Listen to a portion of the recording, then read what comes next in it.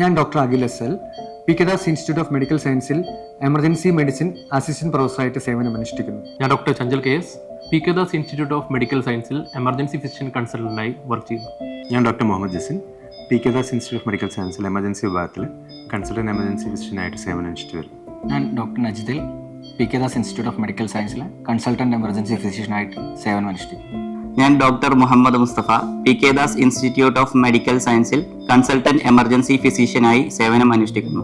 ഞാൻ doctor Shaheem P K Das institute of medical സയൻസിൽ emergency medicine കൺസൾട്ടന്റായി work ചെയ്യുന്നു. P K Das institute of medical സയൻസിൽ ഒരു കാഷ്വാലിറ്റി സിസ്റ്റത്തിന് ഉപരിയായി ഒരു comprehensive emergency medicine department establish ആയിട്ടുണ്ട്.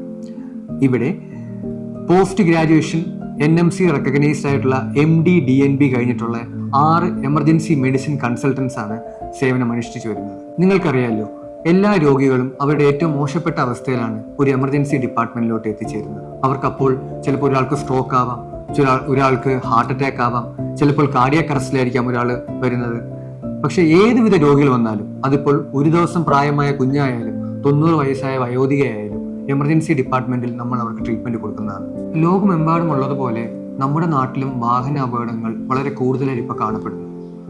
നമ്മുടെ ഇൻസ്റ്റിറ്റ്യൂട്ടിൽ ചെറിയൊരു മുറിവായിട്ട് വന്ന ആൾ മുതൽ വളരെ മോശപ്പെട്ട രീതിയിൽ വാഹന അപകടത്തിൽ പരിക്ക് പറ്റിയ ആൾക്കാരെ പോലും ചികിത്സിക്കാനുള്ള ഒരു comprehensive trauma care team available ആണ്.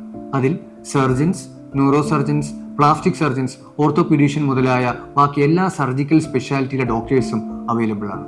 നമുക്കിവിടെ ഒരു കോംപ്രിഹെൻസീവ് സ്ട്രോക്ക് ടീം ലഭ്യമാണ്.